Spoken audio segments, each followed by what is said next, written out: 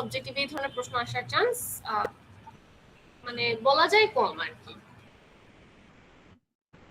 Still গোল মানে কি objective মানে কি এতটুকু অ্যাটলিস্ট করে রাখি, ঠিক আছে? ওকে, বুঝতে পারছো এই ম্যাটেরিয়ালটা? জি ম্যাম। ওকে, এরপর টপিক কি ছিল? ম্যাম সিমাম। ওকে, সিমাম থেকেও প্রশ্ন ডিরেক্টলি আসার চান্স অনেক বেশি, মানে ঘুরে পেঁচে আসার চান্স খুবই কম। আচ্ছা, আমি একটু ম্যাটেরিয়ালটা বের করে নিই।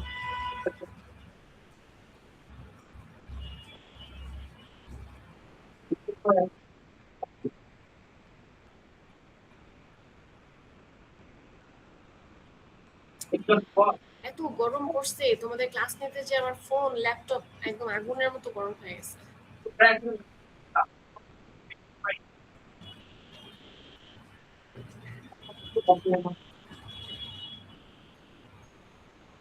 ওকে,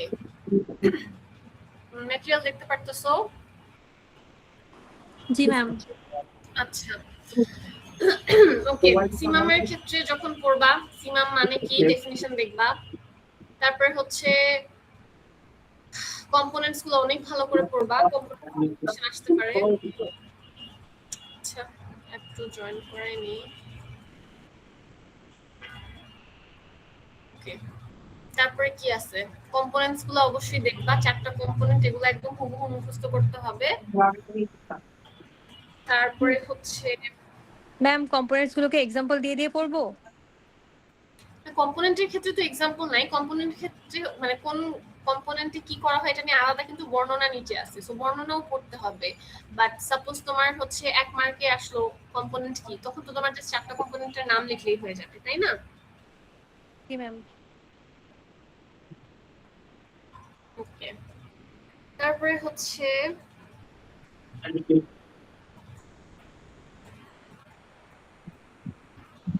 ওকে, কি কি বললাম, ডেফিনিশনটা দেখবা, ডেফিনিশনটা দেখার পরে হচ্ছে কম্পোনেন্টস গুলো পড়বা, ভালো করে পড়বা, প্রত্যেকটা কম্পোনেন্ট সম্পর্কে একটা শর্ট ডেসক্রিপশন পড়বা যে ওই কম্পোনেন্টে কি করা হয়।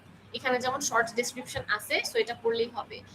তারপরে আসতেছে হচ্ছে ক্লাসিফিকেশনটা আলাদা করে এখান থেকে দেখতে হবে না, মানে ক্লাসিফিকেশনটা জাস্ট ভিতরের লেখাগুলো পড়তে হবে না। অ্যাকিউট ম্যালনিউট্রিশন বলতে সিভিয়ার আর মডারেট, সিভিয়ার এর মধ্যে উইথ কমপ্লিকেশন উইদাউট কমপ্লিকেশন, আর মডারেটের মধ্যে শুধুমাত্র আউটপেশেন্ট কেয়ার। এটা তো কম্পোনেন্ট যখন পড়তেছো তখনই পড়া হয়ে যাচ্ছে, সো আলাদা করে এটা এখান থেকে দেখতে হবে না। এনরোলমেন্ট এন্ড ডিসচার্জ ক্রাইটেরিয়া, এটা খুবই খুবই ইম্পর্টেন্ট, এটা অলমোস্ট প্রতিবারই আসে। আমরা যখন স্টুডেন্ট ছিলাম আমাদেরও এটা পরীক্ষায় প্রশ্ন আসছিল, এটা আসেই অলমোস্ট বলা যায় যে এই প্রশ্ন করে এটা দেয় সাধারণত। ম্যাম এটা বুঝি না, একটু বুঝায় দেন। হ্যাঁ হ্যাঁ, বুঝিয়ে দিচ্ছি। মানে আমি বলতেছি যে এটা আসার মতো একটা প্রশ্ন, তার মানে এটা না যে আসছে, মানে আমি বলছি এটা আসার চান্সেস অনেক বেশি। সো এটা হচ্ছে যে একটা সিমাম প্রোগ্রামটা জেনারেলি কাদের জন্য হয়, আন্ডার 5 ইয়ার্স বাচ্চাদের জন্য, তাই না? 6 to 59 বা 0 to 59 মান্থস এর বাচ্চাদের জন্য। সো এই টাইমে একটা বাচ্চাকে তুমি সিমাম প্রোগ্রামের আওতাভুক্ত করবা কিভাবে, নিশ্চয়ই কিছু ক্রাইটেরিয়া আছে, তাই না? সো এটাই হচ্ছে এই টেবিলের মাধ্যমে লেখা আছে যে একটা সিমাম প্রোগ্রামে তুমি যখন একটা বাচ্চাকে এনরোল করতেছো কি কি জিনিস তুমি দেখবা। এটার মাঝে আউটপেশেন্ট কেয়ারের যে ক্রাইটেরিয়াগুলো, এটা খুবই খুবই সহজ, এটাতে জাস্ট মুয়াক ভ্যালুটা পড়লেই হয়ে যাচ্ছে। যে মুয়াক ভ্যালু যদি 115 মিলিমিটারের নিচে হয় তাহলে সেটা severe acute malnutrition without complication, সেই ক্ষেত্রেও তাকে আউটপেশেন্ট কেয়ারে নেওয়া হবে। আর যদি সে মডারেট অ্যাকিউট ম্যালনিউট্রিশন বাচ্চা হয়, অর্থাৎ 115 থেকে 125 মিলিমিটার এই রেঞ্জে যদি তার মুয়াক ভ্যালু হয়, তাহলেও তাকে তুমি আউটপেশেন্ট কেয়ারেই ভর্তি করাচ্ছ। সিমামের আন্ডারে 2 ধরনের কেয়ার থাকতেছে, একটা ইনপেশেন্ট একটা আউটপেশেন্ট। সো আউটপেশেন্ট কেয়ারের ক্ষেত্রে এনরোলমেন্ট ক্রাইটেরিয়া খুবই সহজ, মুয়াক ভ্যালু 115 নিচে থাকতে হবে এবং তার রুচিতে কোনো সমস্যা হয়েছে, তার বডিতে ইডেমা আছে, কোনো মেডিকেল কমপ্লিকেশন আছে, এগুলো কিছুই থাকবে না, শুধুমাত্র মুয়াক ভ্যালুটার বেসিসে তুমি তাকে আউটপেশেন্ট কেয়ারে রেফার করে দিবা। তার রুচি থাকবে, প্রেজেন্স অফ অ্যাপেটাইট, তার কোনো মেডিকেল কমপ্লিকেশন থাকবে না, তার কোনো ইডেমা থাকবে না। এটা গেল হচ্ছে আউটপেশেন্ট কেয়ারের ক্ষেত্রে এনরোলমেন্ট ক্রাইটেরিয়া। ইনপেশেন্ট কেয়ারের ক্ষেত্রে এনরোলমেন্ট ক্রাইটেরিয়া যেটা আছে সেটাই তোমাদের গুরুত্ব দিয়ে পড়তে হবে, যে এই ক্ষেত্রে মুয়াক ভ্যালু 115 মিলিমিটার নিচে, এটা তো অবশ্যই, প্লাস আরো কিছু কমপ্লিকেশন থাকবে যেটার জন্য তাকে তুমি হসপিটালে ভর্তি করতেছো, মানে ইনপেশেন্টে নিয়ে যাচ্ছ।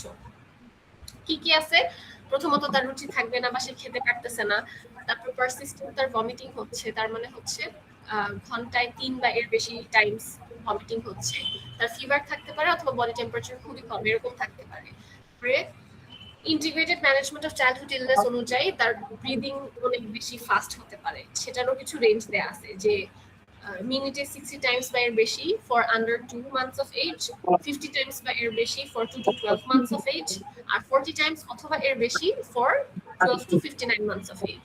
ঠিক আছে, এগুলো হচ্ছে বিভিন্ন কমপ্লিকেশন যেটা দেখে তুমি তাকে ইনপেশেন্ট কেয়ারে আসলে ভর্তি করাবা। এগুলা গেল enrolment criteria for inpatient care. এখন ইনপেশেন্ট কেয়ারের যেই ক্রাইটেরিয়াগুলা, এইগুলার ক্ষেত্রে দেখো এই বাচ্চাটারই যদি কমপ্লিকেশন গুলো রিজলভ হয়ে যায় তাহলে সে কি হয়ে যায়, স্যাম বাচ্চা উইদাউট কমপ্লিকেশন, তাই না? সো তার মানে ডিসচার্জ ক্রাইটেরিয়া হচ্ছে কমপ্লিকেশন গুলো রিজলভ হয়ে যাবে। ঠিক আছে, এই যে দেখো নিচে ডিসচার্জ ক্রাইটেরিয়াতে হচ্ছে appetite returned, medical complication resolved, oedema resolved. তার মানে তার মূলক ভ্যালু এখনো 115 এর নিচে আছে, বাট তার অ্যাপিটাইট রিটার্ন করছে, মেডিকেল কমপ্লিকেশন রিজলভ হয়েছে। এই ক্ষেত্রে তুমি বাচ্চাটাকে ডিসচার্জ করে দিবা এবং তখন সে কোথায় চলে যাবে, সে স্যাম বাচ্চা উইদাউট কমপ্লিকেশন এই ক্যাটাগরিতে পড়বে, এন্ড তখন তাকে আউটপেশেন্টে ট্রিটমেন্ট দেওয়া হবে। সেই আউটপেশেন্টে সে কতদিন পর্যন্ত ট্রিটমেন্ট পাবে এটা হচ্ছে যখন তার মূলক ভ্যালু 115 উপরে চলে যাবে, অর্থাৎ 115 থেকে 125 চলে যাচ্ছে, তখন তারপরে 125 উপরে যখন চলে যাবে তখন সে আলটিমেটলি যে থার্ড ক্যাটাগরি আছে moderate acute malnutrition without complication, সেই ক্যাটাগরি থেকে সে ডিসচার্জ পাবে। বুঝতে পারছো? জি ম্যাম। ওকে, সো এটা হচ্ছে এনরোলমেন্ট ক্রাইটেরিয়া, ডিসচার্জ ক্রাইটেরিয়া।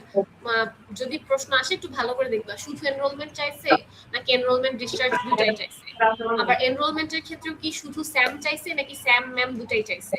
একটু ভালো করে প্রশ্নটা পড়বা এন্ড তারপরে লিখবা। এই ক্ষেত্রে ঘুরে পেঁচায় প্রশ্ন আসার কোনো চান্স নেই, ডিরেক্ট প্রশ্নে আসবে যে এনরোলমেন্ট ক্রাইটেরিয়া লিখো, ডিসচার্জ ক্রাইটেরিয়া লিখো। বুঝতে পারছো? ম্যাম বলছি যে এখান থেকে কিভাবে কোশ্চেনটা আসবে, আর আমরা কেমনে অ্যান্সারটা করবো এবং বক্স করে অ্যান্সার করবো? প্রশ্ন হচ্ছে আসলে ডিরেক্টলি আসবে, তোমাকে বলে দিবে যে যদি কোনো একটা সিচুয়েশনও বলে দেয় যে সাপোজ একটা বাচ্চা তার 2 বছর বয়স, সে হচ্ছে তার মূলক ভ্যালু দেখা গেছে 115 এর নিচে এবং কিছু কমপ্লিকেশন আছে, এই ক্ষেত্রে তার এনরোলমেন্ট ডিসচার্জ ক্রাইটেরিয়া লিখো। তার মানে শুধুমাত্র ফার্স্ট কলামটা যাচ্ছে, এভাবে বলতে পারে যদি সিচুয়েশন দিয়ে বলে। আর যদি সিচুয়েশন না বলে তাহলে এমনি বলে দিবে যে স্যাম বাচ্চাদের এনরোলমেন্ট ডিসচার্জ ক্রাইটেরিয়া লিখো, বা স্যাম এন্ড ম্যাম বাচ্চাদের অর্থাৎ অ্যাকিউটলি ম্যালনারিশড বাচ্চাদের এনরোলমেন্ট ডিসচার্জ ক্রাইটেরিয়া লিখো, অথবা অ্যাকিউটলি ম্যালনারিশড বাচ্চাদের শুধু এনরোলমেন্ট ক্রাইটেরিয়া লিখো। এটা ডিরেক্ট প্রশ্নই আসবে এবং ডিরেক্ট প্রশ্ন আসলে এরকম টেবিল করে পয়েন্টগুলো লিখে ফেলবা। বুঝতে পারছো সবাই? জি ম্যাম। ওকে, এটা গেল হচ্ছে এনরোলমেন্ট ডিসচার্জ ক্রাইটেরিয়া। এরপর প্রিন্সিপালস গুলো পড়বা। 4টা প্রিন্সিপাল আছে, 4টা প্রিন্সিপাল বলতে কি বোঝায় প্রিন্সিপালের পার্টটা পড়বা। সো কম্পোনেন্ট পড়বা, ডেফিনিশন পড়বা, তারপরে হচ্ছে enrolment discharge criteria and principles. এরপর আসছে কমিউনিটি আউটরিচ অ্যাক্টিভিটি। আমরা কিন্তু প্রত্যেকটা কম্পোনেন্ট এত ভালো করে পড়ি নাই, কমিউনিটি আউটরিচটা অনেক ভালো করে পড়া হয়েছে, তাই না? যে পারপাস কি, কারা করে থাকে এটা। সো এই জিনিসগুলো একটু দেখিও যে আউটরিচ অ্যাক্টিভিটির পারপাস গুলা কি কি এন্ড কারা এটা করে থাকে। এবং আমি যখন এটা পড়াইছিলাম তখন কিন্তু তোমাদেরকে বলছিলাম এই যে promote strong links between prevention and treatment so that the underlying causes can also be addressed. এই কথাটা যখন মানে ক্লাসে যখন পড়াইছিলাম এটা বলে দিয়েছিলাম যে সিমাম একটা preventive programme as well as একটা রেকুপারেটিভ প্রোগ্রাম। তার মানে প্রিভেনশনও করে আবার ট্রিটমেন্টও করে। কিভাবে করে এরকম যদি প্রশ্ন আসে, যদি সাপোজ একটু ওই যে C3 C4 লেভেলে প্রশ্ন আসলো যে এটা কিভাবে সিমাম একটা preventive programme as well as recuperative, treatment program কিভাবে, এটা তো আমরা এই টেবিল দেখে বুঝতে পারছি। এনরোলমেন্ট ডিসচার্জ ক্রাইটেরিয়ার যে টেবিল সেখানে দেখছো না যে ইনপেশেন্টে তাকে ভর্তি করায়, তার ট্রিটমেন্ট করা হয়, আউটপেশেন্ট থেকে তাকে নিউট্রিশনাল কাউন্সেলিং করা হয়। এগুলো কিন্তু তার সমস্যাটা হওয়ার পরে সমাধান করার জন্য করা। তার মানে অবশ্যই সিমাম একটা ট্রিটমেন্ট বেস প্রোগ্রাম।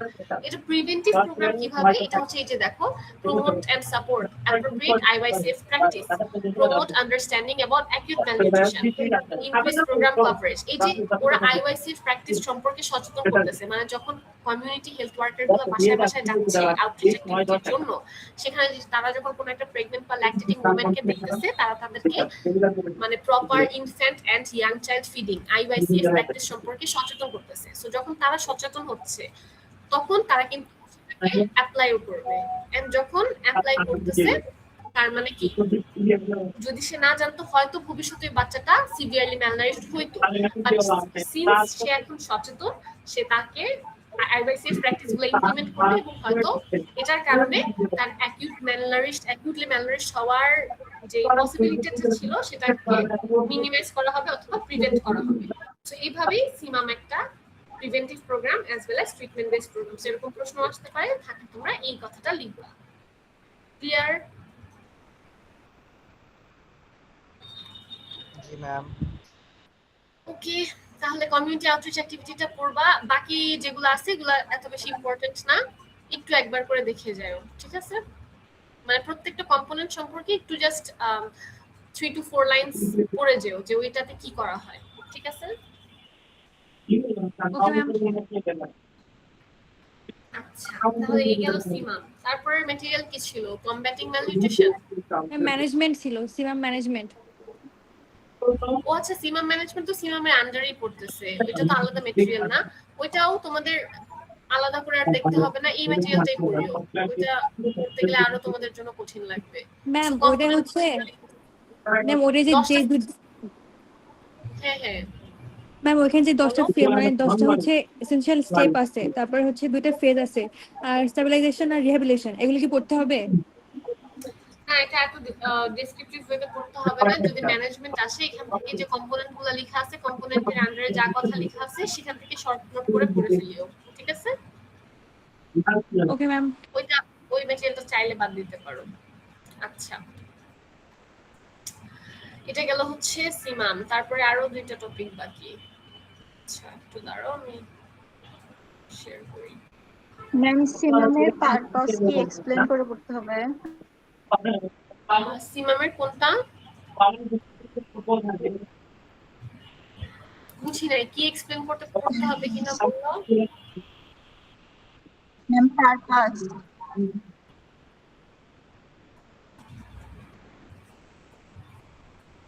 কোনটার কথা বলতেছো? আমি তোমার কথা বুঝতেছি না। ম্যাম স্যাম আর ম্যাম কি হচ্ছে 3-4 লাইন করে আমরা শর্ট করে করব, মানে কম্পোনেন্টের কথা বলতেছো? ম্যালনিউট্রিশনের যা ছিল আর কি। নিউট্রিশনাল ম্যানেজমেন্টের কথাটা বলতেছো? ম্যাম এখানে পারপাসের পরে যে স্লাইডের অংশ দুটো ছিল, একটা ছিল মনে হয় সেভারাল ম্যালনিউট্রিশন, অ্যাকিউট ম্যালনিউট্রিশন, আর একটা ছিল মডারেট।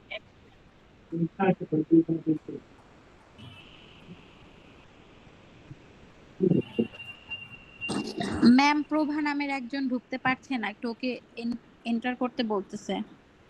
আচ্ছা ঠিক আছে। হ্যাঁ বলো, কি বলছো? তোমাদের কথা আমি কিছুই বুঝি নাই, একজন করে একটু বলো কি কোয়েশ্চেন। ম্যাম স্যাম ম্যাম যে ছিল পিডিএফ এ ম্যাম লাস্টের দিকে পারপাসের পরে, তো ম্যাম ওইটা কি হচ্ছে 3-4 লাইন করে রিডিং দিব নাকি ম্যাম হচ্ছে ওটা শর্ট নোট করে পড়ে ফেলবো? মানে কম্পোনেন্টের কথা বলতেছো? এই যে এইগুলো বলতেছো,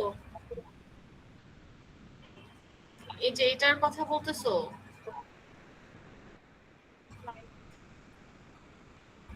কম্পোনেন্ট গুলো এখানে যেভাবে লেখা আছে সেটাই শর্ট নোট হিসেবে পড়ে ফেলতে পারো। তারপরে তো বলে দিছি, এনরোলমেন্ট ডিসচার্জ ক্রাইটেরিয়া পড়বা, প্রিন্সিপাল পড়বা, আউটরিচ অ্যাক্টিভিটির পারপাস পড়বা, পাশাপাশি কেন বা কিভাবে সিমাম একটা preventive and treatment base programme সেটা পড়বা। এই জায়গাগুলো একবার জাস্ট রিডিং দিয়ে যাবা এখানে যেগুলো আছে। আর সেখানেও এই যে নিউট্রিশনাল ম্যানেজমেন্টটা একটু ফোকাস করবা।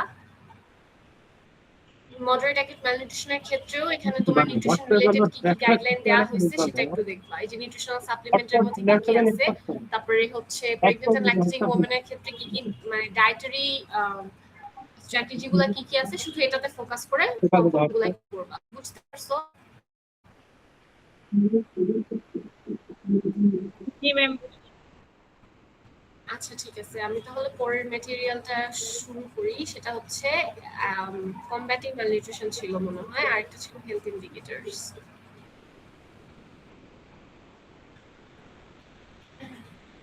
কমেন্ট করে থাকে সালাম কোথায় আমি যাদের সাথে দেখতে পাই স্লাইড কে দেয় কোন দিকে দাঁড়ায়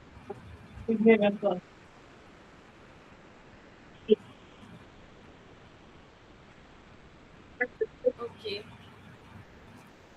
এটা হচ্ছে সেকেন্ড লাস্ট টপিক ফাইনালের। এই ক্ষেত্রে এটা তো তোমাদেরকে অনেক রিসেন্টলি পড়ানো হয়েছে। তারপরে হচ্ছে কি কি আছে এটার মধ্যে, কমব্যাটিং ম্যালনিউট্রিশন। প্রথমে হচ্ছে ম্যালনিউট্রিশন কাকে বলে ডেফিনিশন করবা, কেন দরকার ম্যালনিউট্রিশন কমব্যাট করা। যেগুলো দেখবা টাইটেলটাই একটা হচ্ছে কোয়েশ্চেন আকারে লেখা, সেগুলো টাইটেল সেই স্লাইডগুলো থেকে প্রশ্ন আসার চান্স অনেক বেশি। কারণ যখন একজন এক্সটার্নাল স্লাইড দেখবে বা স্লাইড থেকে কোয়েশ্চেন করবে, সে তো এত ভিতরের পড়া জানে না, তো তার কাছে কিন্তু এই টাইপের প্রশ্নগুলো আসার চান্স অনেক বেশি। যে এই যে যেমন এর আগে ছিল না যে কেন নিউট্রিশন ইন্টারভেনশন ইম্পর্টেন্ট, এখানে যেমন কেন আমাদের দরকার ম্যালনিউট্রিশনকে কমব্যাট করা, এই টাইপের প্রশ্ন কিন্তু ডিরেক্টলি চলে আসতে পারে। সো এই স্লাইডটাও ভালো করে পড়বা যে কেন ম্যালনিউট্রিশনকে কমব্যাট করতে হবে। অ্যাপ্রোচেস গুলোর মধ্যে কি কি আছে এটা পড়ছিলাম, মানে আমরা ক্লাসে যখন বলছিলাম বুঝাই দিছিলাম। চারটা আছে, specific, sensitive, behaviour change, policy. So চারটা অ্যাপ্রোচ পড়লা। তারপর হিডেন হাঙ্গারের জন্য আলাদা করে কি কি আছে, dietary diversity, food fortification, supplementation এবং পাবলিক হেলথ মেজার্স। আচ্ছা, তারপরে হচ্ছে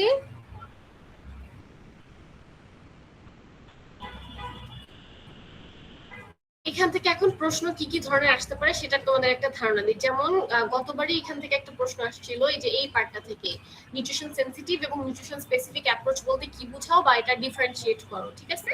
সো সেটার জন্য প্রথম এই দুইটা স্লাইড ভালো করে পড়বা। সেনসিটিভ এবং স্পেসিফিক কাকে বলে এগুলো কিন্তু বোঝানো হয়েছিল।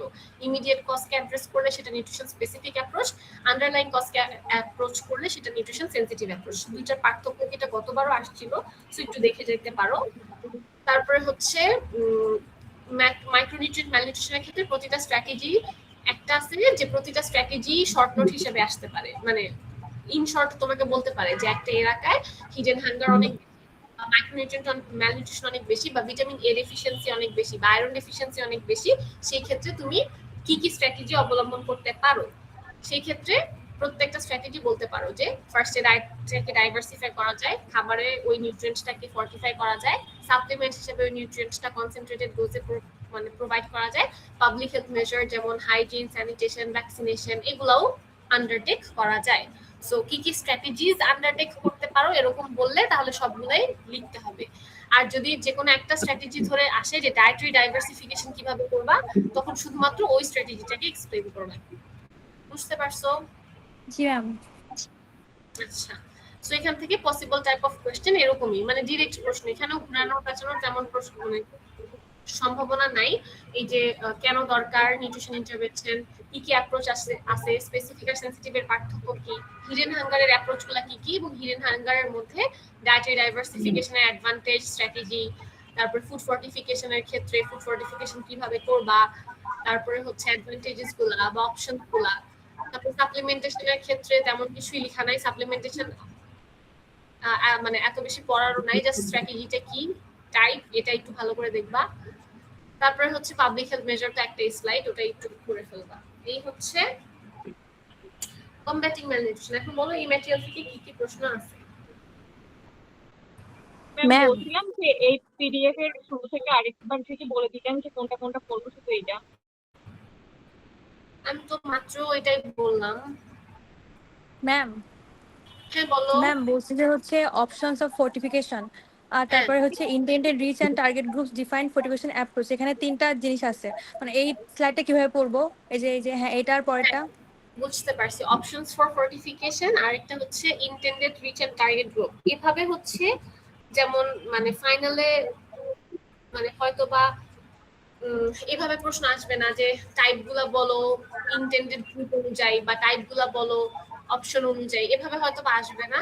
সো জাস্ট অপশনগুলো এমনি পড়ে রাখতে পারো, বাট আমার পার্সোনালি মনে হয় এই ম্যাটেরিয়াল থেকে হয়তোবা তোমাদের হচ্ছে কোন স্ট্র্যাটেজিটা অবলম্বন করতে হবে, স্ট্র্যাটেজিগুলোর ইম্পর্টেন্স কি, এগুলা বেশি ইম্পর্টেন্ট। ঠিক আছে, টাইপ ক্লাসিফিকেশন এগুলা লেস ইম্পর্টেন্ট।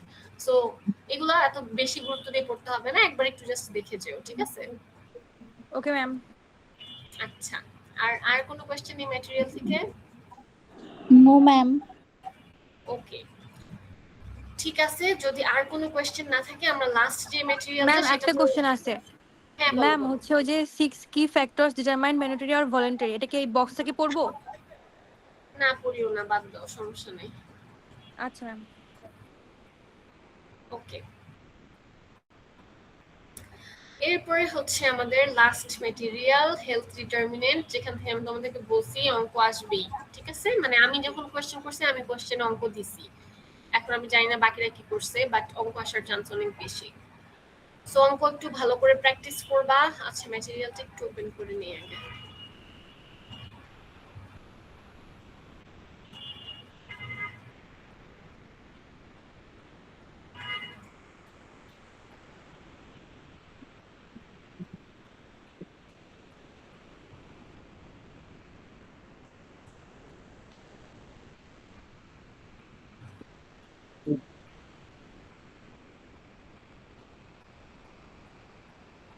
ওকে, দেখতে পারতেছো? জি ম্যাম। আচ্ছা ঠিক আছে, এটা হচ্ছে তোমাদের যে লাস্ট টপিকটা।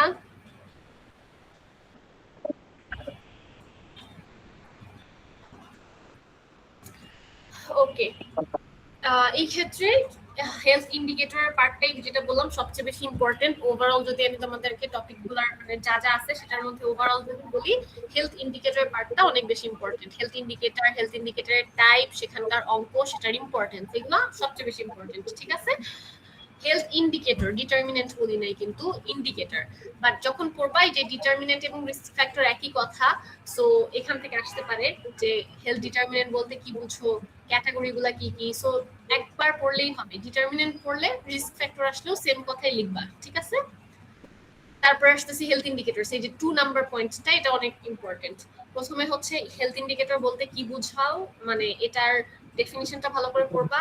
এক্সাম্পল গুলার মধ্যে প্রত্যেকটা ইন্ডিকেটর ভালো করে দেখবা যে ওটার ডেফিনিশন কি, ওইটার এক্সাম্পল কি। 4টা ইন্ডিকেটর আছে, ভালো করে পড়বা। এবং এটা রিলেটেড ম্যাথ, তোমাদেরকে কি আমি ম্যাথের ম্যাটেরিয়ালটা বিএলসি তে দিয়েছিলাম? কি ম্যাম? আচ্ছা, তাহলে তো ওখান থেকে তোমরা ফর্মুলা দেখতে পারবা এবং এক্সাম্পল দেখতে পারবা। অঙ্কর ক্ষেত্রে পরের গুলা বেশি ইম্পর্টেন্ট, মানে এই যে বার্ডেন অফ ডিজিজটা বেশি ইম্পর্টেন্ট। ঠিক আছে, আচ্ছা, মানে ওই যে ড্যালি ক্যালি ওগুলা বেশি ইম্পর্টেন্ট। আচ্ছা, তো হেলথ ইন্ডিকেটর গুলো পড়বা, প্রত্যেকটার ডেফিনিশন, ফর্মুলা, এক্সাম্পল, এটা একটু দেখবা। তারপর আরেকটা যেটা ইম্পর্টেন্ট, যে এই হেলথ ইন্ডিকেটরটা আসলে রোলটা কি। ঠিক আছে, পপুলেশন হেলথটাকে বোঝার ক্ষেত্রে রোলটা কি। 5টা পয়েন্ট আছে, 5টা পয়েন্টের মানে যে হেডিংটা আছে বা টাইটেলটা আছে সেটা মুখস্থ করে ফেলবে, তারপর ভিতরে লেখাটা নিজের ল্যাঙ্গুয়েজে লিখতে পারো চাইলে। ঠিক আছে, তারপর হচ্ছে বার্ডেন অফ ডিজিজ, এটার ক্ষেত্রে 2টা আছে, একটা হচ্ছে ড্যালি আর একটা হচ্ছে ক্যালি। 2টারই হচ্ছে ম্যাথ অনেক ভালো করে দেখবা, কারণ এগুলা থেকে ম্যাথ আসার চান্স অনেক বেশি। এবং ম্যাথের ক্ষেত্রে আমি হচ্ছে তোমাদেরকে এক্সাম্পল মনে হয় ক্লাসে বুঝাই দিছিলাম, তাই না? যে যখন ডিসেবিলিটি অ্যাডজাস্টেড লাইফ ইয়ার্স বা ড্যালি ক্যালকুলেট করবা, 2টা কম্পোনেন্ট লাগবে, একটা হচ্ছে years of life lost YLL, আর একটা হচ্ছে years of life lived with disability, যেটা হচ্ছে YLD। 2টাকে যোগ করলে তুমি ড্যালি পেয়ে যাবা। এখন YLL কিভাবে পাবা, যে এলাকার জন্য বলতেছে সেটার একটা লাইফ এক্সপেক্টেন্সি প্রশ্নতে তোমাকে দিয়ে দিবে। সো লাইফ এক্সপেক্টেন্সি থেকে যে মানুষটার জন্য ড্যালি ক্যালকুলেট করতেছো সে কত বছর বয়সে মৃত্যুবরণ করছে, সো এটা সাবট্রাক্ট করলে তুমি YLL পেয়ে যাবা।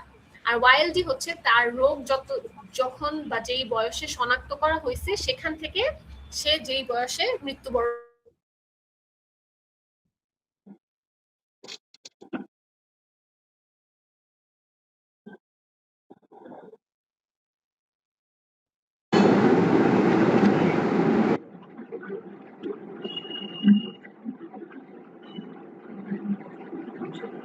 ডিমান্ড হয় মানুষের।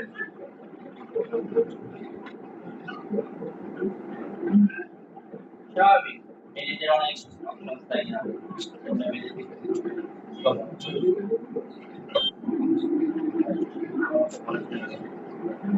তারপরে যে এই দুইটা যোগ করলেই তুমি কি পেয়ে যাচ্ছ? আচ্ছা, বুঝতে পারছো কি বলছি? এই দুটো যোগ করলে তোমরা হচ্ছে ড্যালি পেয়ে যাবে। আচ্ছা, আমার একটা কল আসছে, একটু ওয়েট।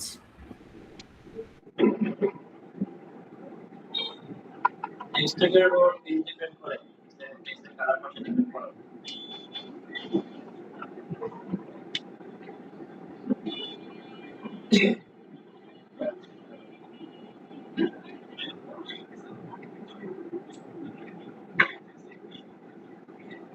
রোগী রোগী লাগে